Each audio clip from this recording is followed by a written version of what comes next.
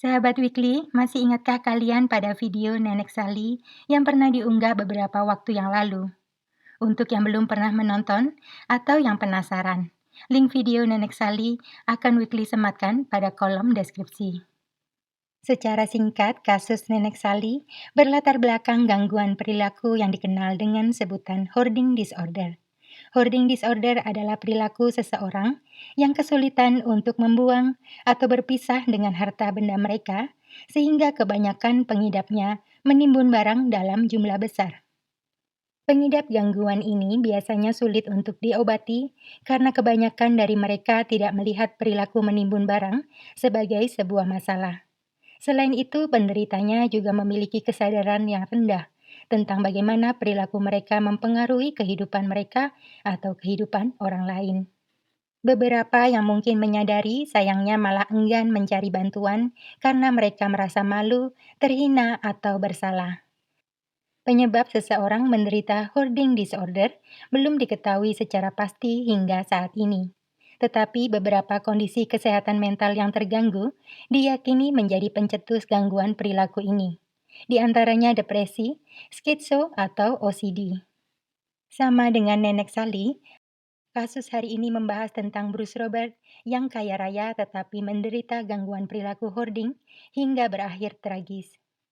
Sebelum kita memulai kasusnya, Weekly ingin menginformasikan bahwa hingga saat ini foto Bruce Robert tidak dipublikasikan oleh pihak keluarganya.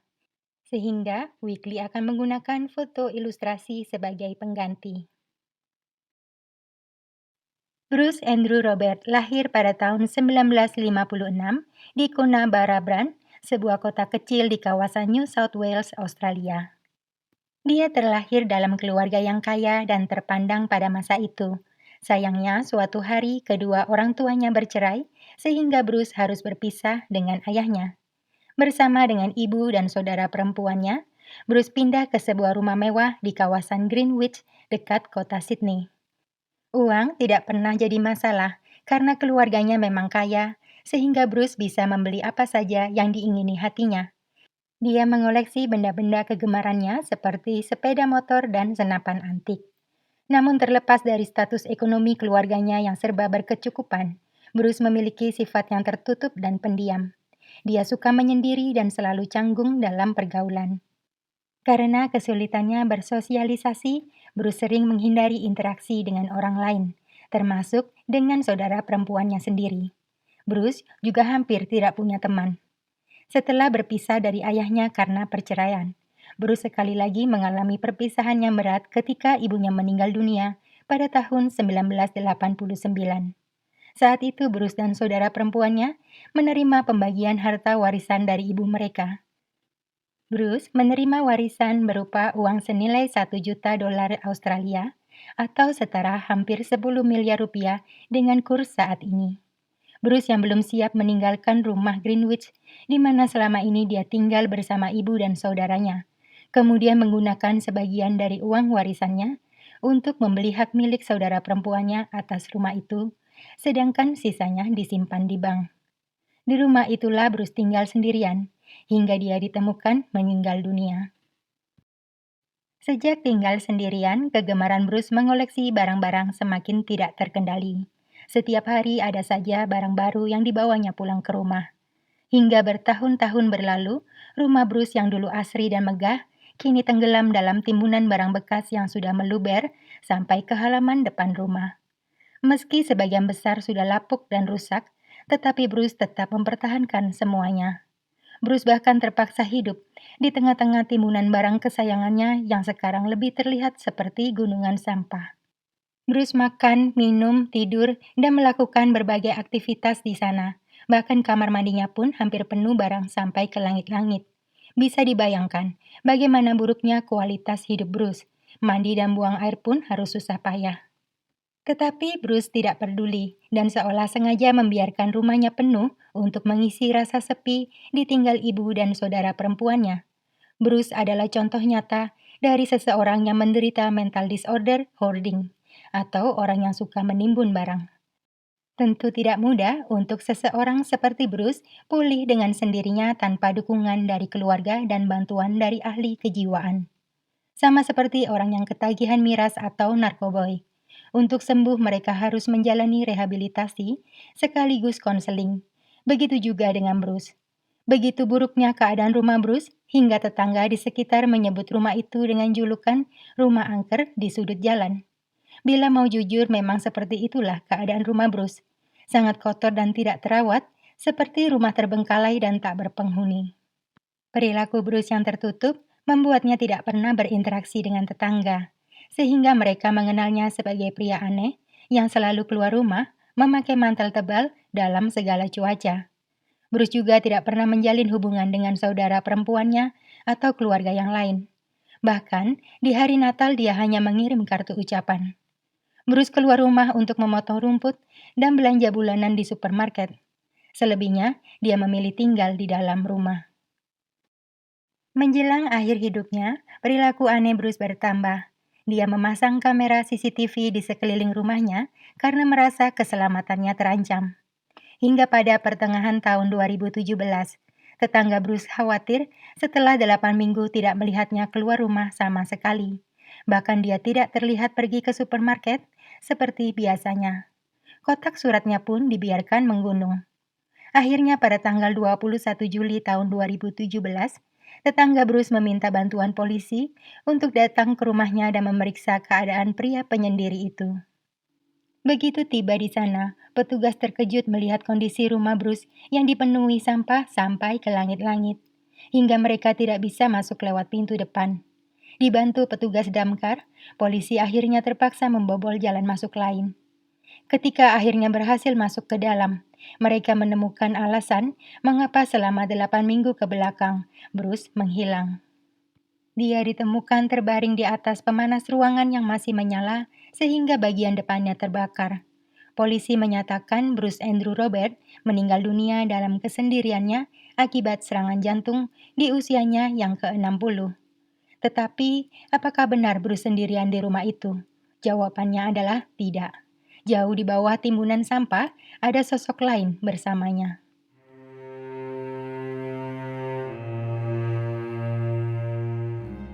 Pada tahun 2018, hampir setahun setelah kepergian Bruce, keluarganya bermaksud menjual rumah Bruce yang berlokasi di Greenwich.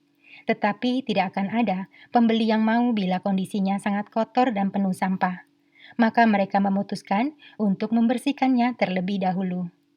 Di dalam rumah Bruce, keluarganya menemukan 19 pucuk senpi antik beserta sejumlah besar amunisi. Padahal di Australia, ada hukum yang melarang warganya memiliki senpi tanpa izin khusus. Penemuan itu segera diserahkan ke kantor polisi. Karena takut menemukan barang ilegal lainnya, keluarga Bruce memutuskan untuk menyewa jasa cleaning service profesional. Sejumlah petugas terlatih pun segera berdatangan dan mulai bekerja membersihkan secara detail setiap ruangan di rumah itu. Hingga pada tanggal 29 Mei tahun 2018, ketakutan keluarga Bruce terbukti ketika salah satu petugas cleaning service dikejutkan oleh penemuan mengerikan yang ada di bawah timbunan rongsokan sampah dalam salah satu ruangan. Ketika polisi tiba di sana, mereka melihat gulungan karpet yang disandarkan ke sofa berisi jasad yang sudah menjadi mumi. Pria itu masih berpakaian lengkap dan di sekelilingnya banyak botol pewangi ruangan yang diduga untuk menghilangkan bau. Hasil pemeriksaan forensik menyebutkan bahwa pria itu meninggal dunia karena cedera senpi di bagian leher. Diperkirakan pria itu sudah meninggal beberapa tahun sebelumnya hingga sudah memumi dan sulit dikenali. Tetapi berkat tato serta sidik jari padanya, akhirnya diidentifikasi mumi itu adalah Shane Snellman yang dilaporkan menghilang sejak tahun 2002. Polisi pun segera menghubungi keluarga Shane yang langsung disambut dengan tangisan histeris adik perempuannya. Rupanya selama ini jasad Shane Snellman yang menemani Bruce hingga akhir hayatnya. We know what happened, bar them two, but yeah, what can we do? I think there's a bit more behind it, yeah, than what really happened. Penemuan Shane Snellman dalam keadaan jadi mumi setelah menghilang selama 16 tahun jadi berita yang sangat menghebohkan di tengah masyarakat Australia. Shane Snellman berasal dari keluarga biasa. Saat memasuki usia remaja, Shane bersekolah di sekolah asrama khusus laki-laki. Shane sempat merasakan bui ketika berusia 15 tahun karena dituduh telah menghilangkan nyawa seorang tunawisma. Tetapi 10 bulan kemudian, Shane dibebaskan karena terbukti tidak bersalah. Sayangnya, pengalamannya masuk penjara sudah terlanjur merubah Shane menjadi remaja yang bermasalah. Dia jadi sering keluar masuk penjara karena terjerat narkoboy dan selalu kehabisan uang untuk membeli barang haram itu. Pada bulan Juni tahun 2002, Shane yang saat itu berusia 39 tahun baru saja bebas dari tahanan. Tetapi baru beberapa bulan menikmati kebebasannya, Shane mendadak menghilang. Terakhir kali Shane terlihat pada tanggal 18 Oktober tahun 2002 ketika dia hendak menarik uangnya di tabungan dan baru ditemukan sekitar 16 tahun kemudian dalam kondisi yang mengenaskan. Sistem peradilan di Australia mengenal istilah persidangan koroner untuk kasus-kasus kematian tidak wajar seperti korban bundir atau korban kecelakaan. Dalam kasus Shane, penemuan jasadnya dianggap sebagai sebuah peristiwa tidak wajar, maka persidangan koroner atas kematian Shane Snellman pun digelar. Hasil otopsi pada mumi Shane mengungkapkan bahwa pria malang itu didor sebanyak 15 kali. Selain itu, pada tubuh Shane juga ditemukan kandungan narkoboy. Berdasarkan semua bukti yang berhasil dikumpulkan, hakim menyusun sebuah kronologi kejadian yang paling mungkin terjadi. Diduga, Shane yang teler karena pengaruh narkoboy secara tidak sengaja berada di area perumahan Bruce.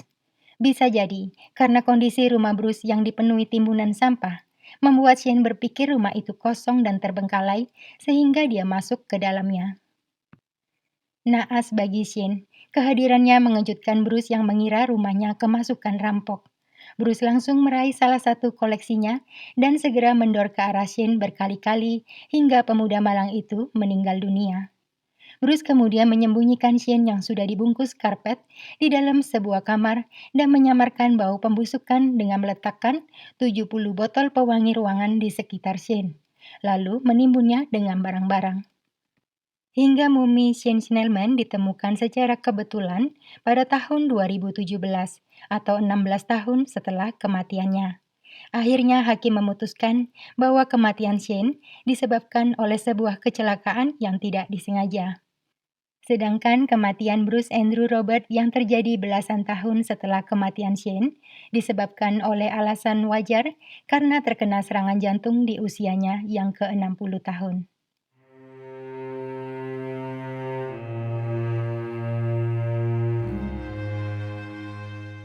Keluarga Shane Snellman merasa lega setelah sekian lama akhirnya pencarian mereka pun berakhir. Meski Shane Snellman ditemukan dalam keadaan meninggal dunia, tetapi paling tidak keluarganya mendapat sebuah jawaban dan kepastian. Belakangan terungkap sebuah fakta menarik tentang Bruce Robert yang hidup bagaikan seorang pemulung di tengah timbunan sampah, tetapi ternyata punya uang tabungan di bank senilai 600.000 dolar Australia atau setara hampir 6 miliar rupiah. Penanggulangan penyalahgunaan narkoboy serta mengedukasi masyarakat tentang kesehatan mental sudah seharusnya menjadi tanggung jawab kita bersama. Pentingnya dukungan dari keluarga untuk mendeteksi gangguan perilaku pada anggotanya sehingga bisa lebih cepat ditangani. Hubungan yang harmonis dalam keluarga juga sangat dibutuhkan untuk pemulihan dan penyembuhan para penderita. Bagaimana menurut kalian? Apakah Bruce seorang yang pelit sehingga dia rela hidup menderita padahal punya tabungan dengan nilai fantastis? Ataukah dia menderita penyakit mental yang lain hingga memicunya menjadi seorang penimbun barang? Lalu mengapa keluarga Bruce tidak datang membantunya sejak awal dan hanya datang ketika rumah Bruce hendak dijual? Itulah akhir kasus hari ini. Sampai bertemu dalam kasus berikutnya. Terima kasih.